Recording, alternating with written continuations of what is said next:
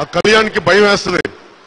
ఇంకా టీచర్లు ఉన్నారు, మాకు స్నేహితులు ఉన్నారు, బంధువులు ఉన్నారు.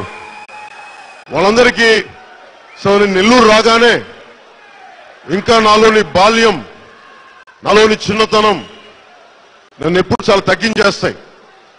అందుకు భయపడతాను అడుగుపెట్టాను నెల్లూరులో. ఆ భయం దేనికి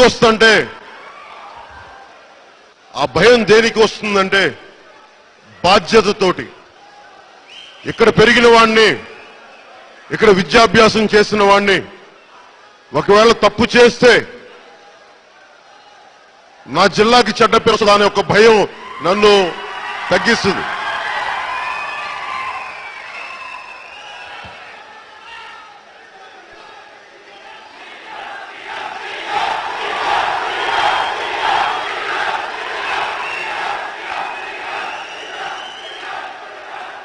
నెల్లూరు జిల్లా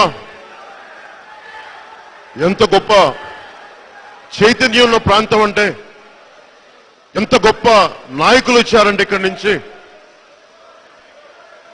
మనకి. నెల్లూరులో మనకి పుచ్చలపల్లి సుందరయ్య గారి, పుచ్చలపల్లి రామచంద్రారెడ్డి గారి ప్రజా వైద్యశాలకు వెళ్ళేటప్పుడు నాకు ఎంత గొప్పతనం అనిపించేదంటే, ఉచితంగా మందులు ఇస్తా ఉంటే వాళ్ళందరినీ చూసి చాలా భావోద్వేగం ఉండేది.